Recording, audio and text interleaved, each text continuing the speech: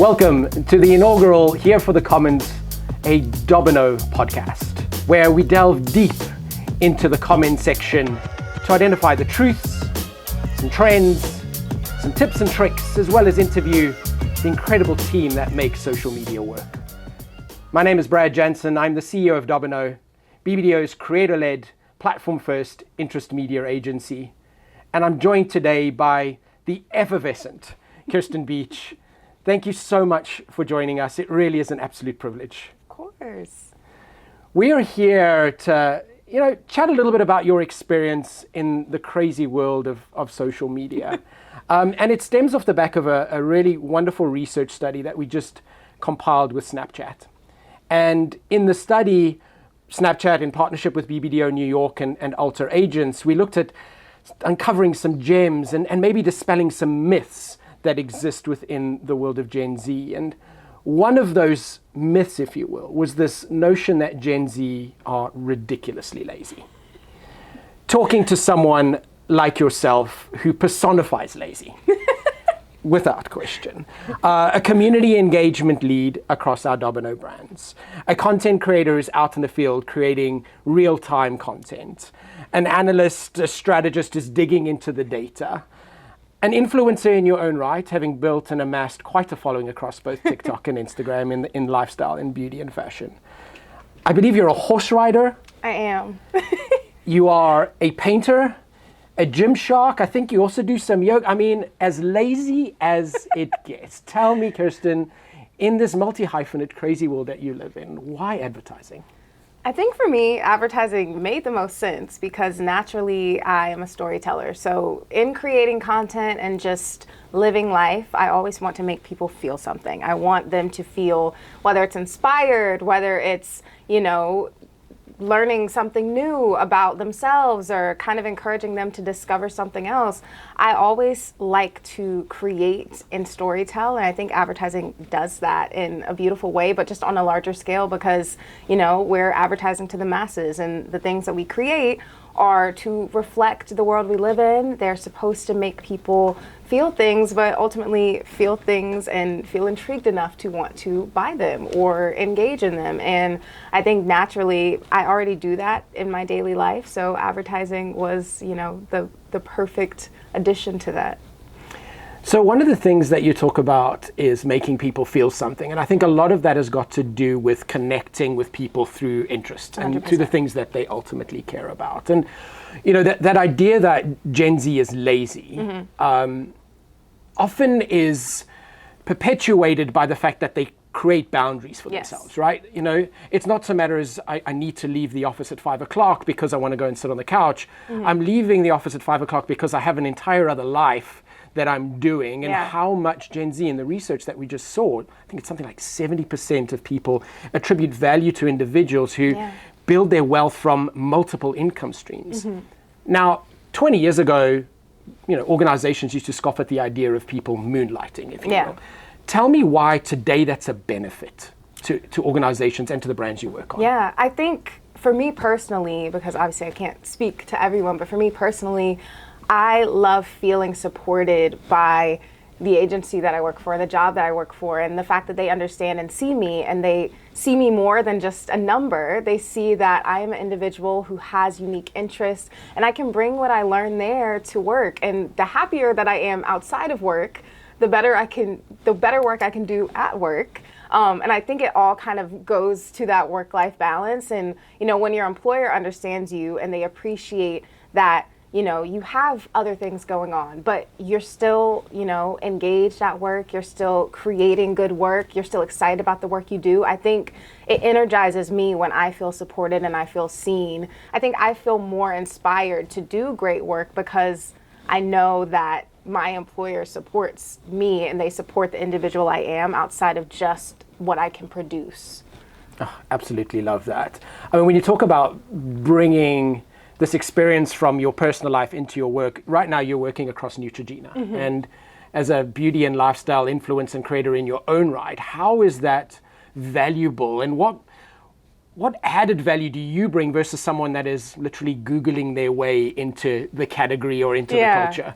I think what's really cool and what I feel very fortunate to be able to do is I can blend my, influencer work with the work that I do on Neutrogena when I'm covering real-time events, because naturally when I, just out on the town, if I go to a restaurant or something, I'm taking content and I'm posting that in real time, and it seamlessly integrates because I'm able to do that for a client, and I'm able to, mesh those skills together for that client to do really great work for them. And I love being able to capture those events, through my lens, but I'm also doing it, for the client. And I think I just feel very excited about that work because I'm able to, travel to new places, I'm able to meet new people, but I think because I have that creator lens, I'm able to have a unique perspective on the content that I'm creating for them because it is through a creator lens. So when they want to tap into, that audience and that demographic, because I already kind of come from that background, I'm able to create content that naturally is tailored to those people who might be interested in the space or interested in beauty and lifestyle and want to, get into our brand and want to buy Neutrogena. They see that content and naturally they're drawn to it because it looks like what they consume already. So I think that's a really unique opportunity that I'm able to kind of capitalize on, and I really enjoy it. It's so much fun. When you're doing something that you're truly passionate about, I think you deliver your best work. I think at the 100%. End of the day, and that holds true. And another big thing, which I kind of, as a bow around everything you said, is about authenticity. I think by you creating the content, both as the audience, but also as the creator, in a very platform-first way, brings across that authenticity. Yeah. One of the interesting pieces out of that Snapchat study that we did with BBDO New York and Ultra Agents was around legacy brands, and that legacy brands today still have a lot of value, but that Gen Z want to see themselves in the content. Yeah. Take us through maybe Neutrogena as one way in, and we know Tate McRae has kind of really been an individual within the environment of Neutrogena that has given it its star power, but maybe also when Delta reached out to you in your DMs to partner with you on a personal level. Tell us about authenticity in sort of both of those environments. Yeah, so a little background. Delta invited me to, for those who don't know, Delta invited me to the Beyonce Cowboy Carter tour in Atlanta, night 2, and I am a huge Beyonce fan. Wow. So I actually, it was insane. But I got the opportunity, I guess 2 years ago now, to go to my first Beyonce concert because my best friend, she surprised me with tickets, and I'd never been, but we are both huge Beyonce fans. And so I experienced my first Beyonce concert, I guess it was 2 years ago. And after that, I was like, I have to go to every single Beyonce concert. Every single one that she has, I have to go. Well, there's only been one more since that one, but well, then you have. Check. Yeah. So I love her, and I'm very inspired by her and just her ability to be, she's a multi-hyphenate, and just she does so much, and she does it all so incredibly well. And so it's like, I think she is she's a huge inspiration to me. And I think that's probably why I'm so drawn to her and her music and just what she stands for. But that being said, I post about, I post covers of her songs. I've posted from the Renaissance tour 2 years ago, and Delta DM'd me and they said, hey, we would love for you to come and join us in celebrating 100 years of Delta at Cowboy Carter. And I thought it was fake at first, but I had to tell myself. I called all my friends. I called my best friend first, and I was screaming, and I told her, girl, Delta just invited me to see Beyonce. And so I think it's a testament to brands pairing with influencers that, naturally integrate into what they're already doing. So the fact that they were going to invite influencers to Beyonce, they tailored that invite to people that they knew were fans of her music and people that, felt drawn and inspired by Beyonce. And I think that's brilliant. I mean, I don't know how they found me, but the fact that they did find me, I think, is a win on the brand side. And obviously on a personal level, it's a win. But for them to connect with me and see that I post about her and know that I already am drawn to her. It was just really interesting because I think from a consumer standpoint, when I see brands connect with people and it looks like the perfect match for a partnership, I'm that much more willing to, support that brand because it's a perfect match. And I'm like, the work that it took to kind of pair up that person with that partnership, it's really unique, and a lot of brands don't do that well. And I think that was something that Delta does. I mean, they do it amazingly, but in that situation, I thought it was really cool, and it speaks to the content that I'm creating, but it also speaks to the brand and how important it is to make connections with people that, support their brand already, that their interests align. That stuff is really important, and I think that's where a lot of brands miss. But in this case, I think they definitely hit the nail on the head for sure. Yeah. There's probably a third in that, in the value alignment. Yeah. Right? I think when you can find a brand that shares your value set, and therefore that authenticity comes through in a real natural way. And that was another one of the gems that was uncovered from that Snapchat Alter Agents study that was just done. And the idea of values, though, is an interesting one. In the last few months, we've seen, it's called the pendulum constantly shifting. You've got on one side an ice cream company where the founder has now stepped down because of the inability to align to what he felt was the organization's values, which was, potentially polarizing, but certainly core to who they were. Yeah. You've got another, beloved Southern restaurant who kind of erred in the middle, and kind of a little bit meh, where it's not only did their core fans have a little bit of an outcry, but even those that weren't their fans was like, this is not you. Why you're trying too hard. And it's like how the balance of this pendulum is swinging. Yeah. In your mind, how much should a brand align the work that they're doing to their own values, or try to, and maybe pandering's not the right word, but you get my point, is aligning to what they think the audiences they need to recruit and align to their values and the things that they want. We've seen a lot of this ebb and flow happening over recent times. What's your thoughts on that? I think, for me, I feel like authenticity is key always. I think that brands should stick to their roots and what is important to them, because ultimately you cannot win everyone. So you shouldn't try. There's no way that you're ever going to win everyone. There's always going to be someone that you could do everything right or think you're doing everything right. And there will always be somebody that doesn't appreciate it, doesn't like it, doesn't want it.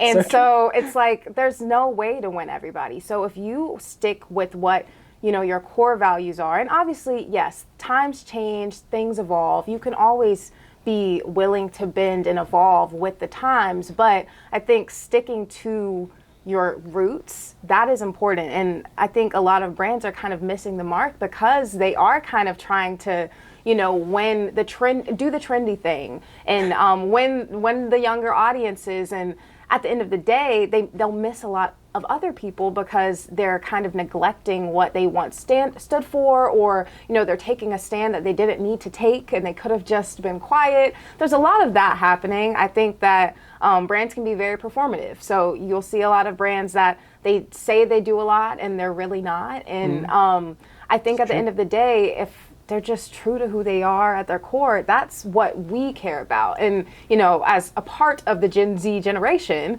I think people are gonna not have the same belief systems as me. I understand that I'm one person. I have varying beliefs and opinions. So I can't expect a brand to only speak to me.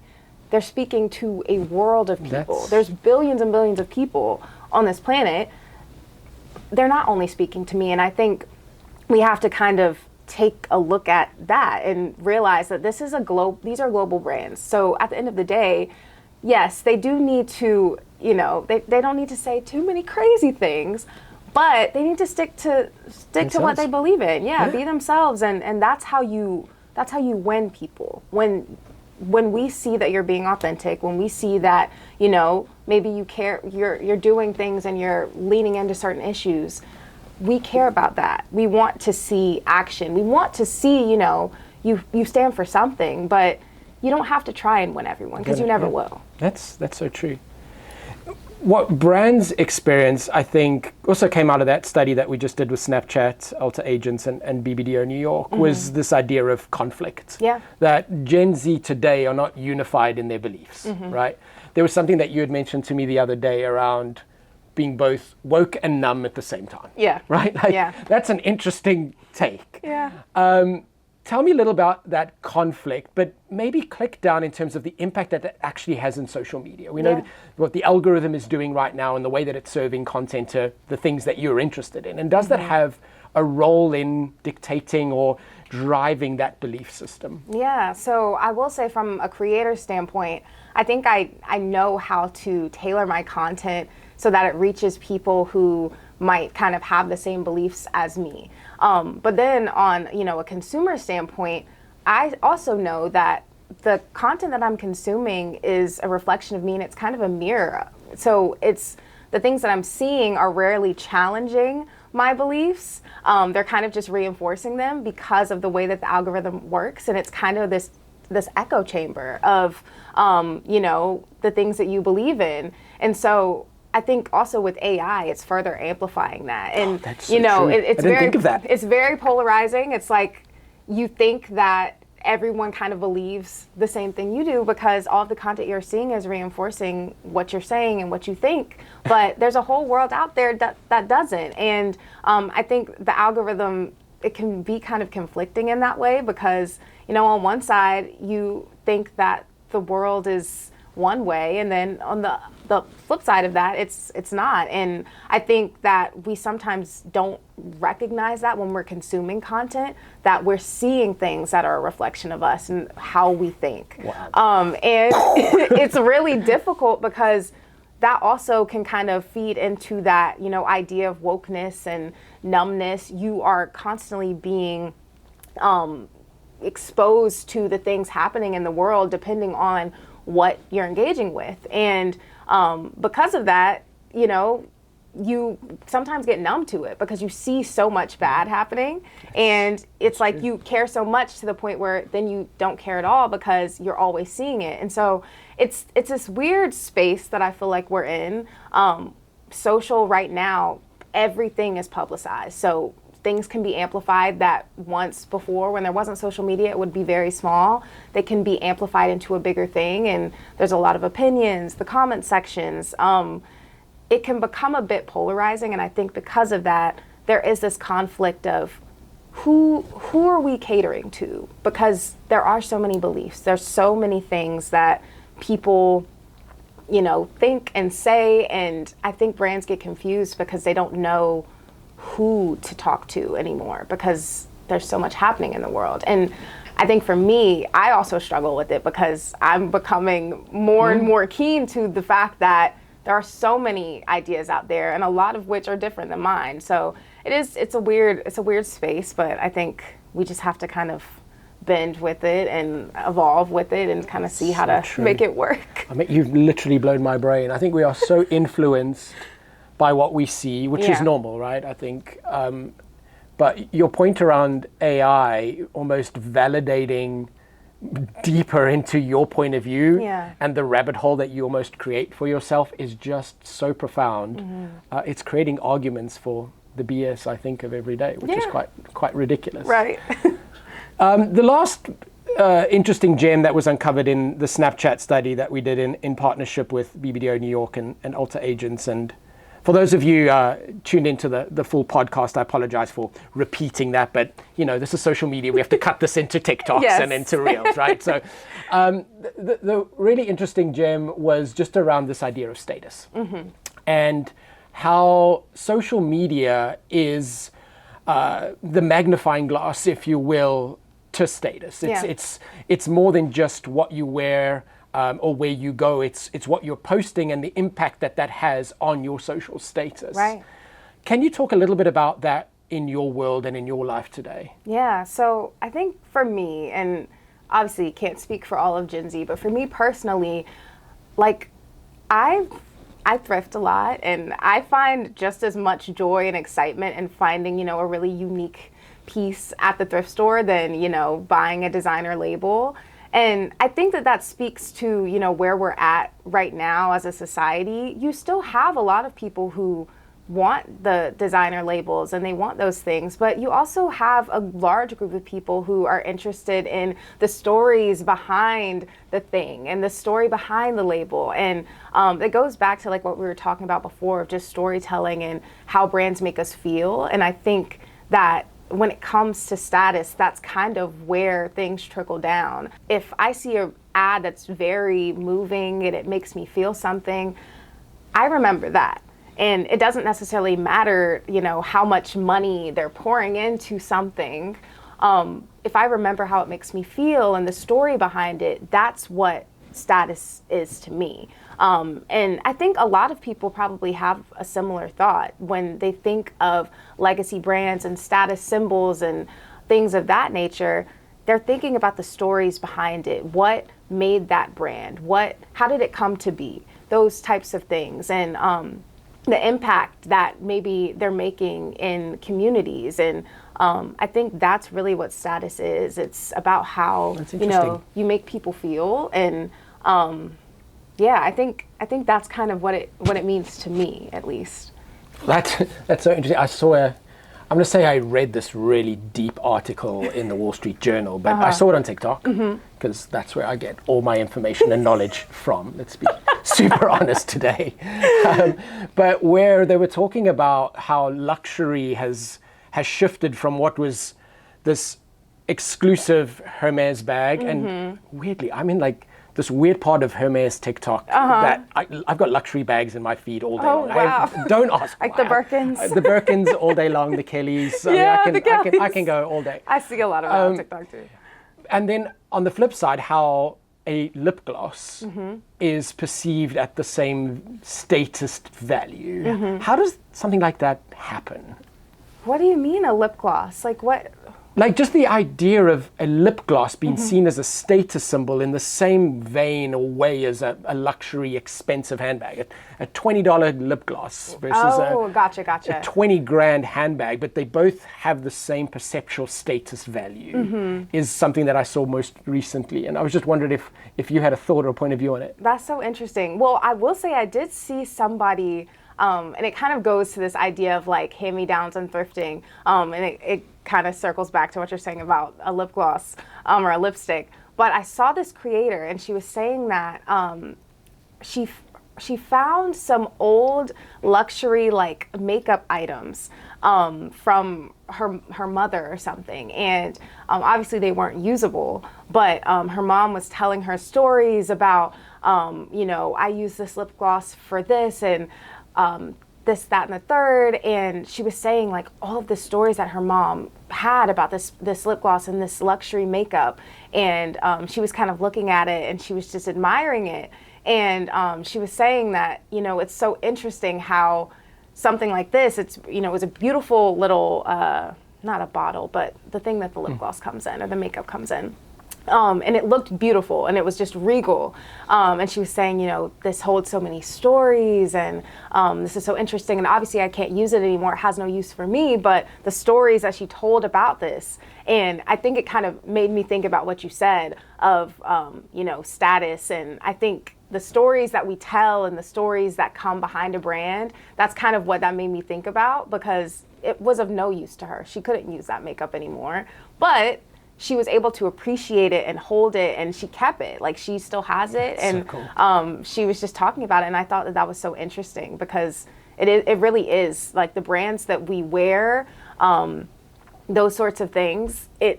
I think the stories behind it is what matters the most. And I mean, if you can have a really awesome story about a Birkin, that's then, also cool. Exactly. So yeah, I think it kind of just depends. But yeah, I think the stories behind the brands are what really makes it.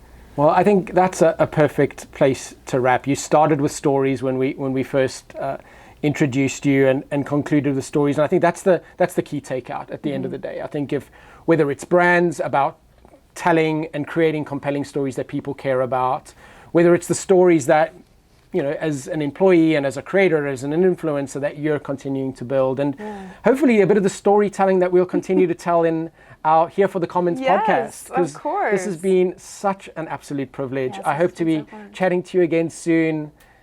Kirsten Beach, what a pleasure. Thank you so much.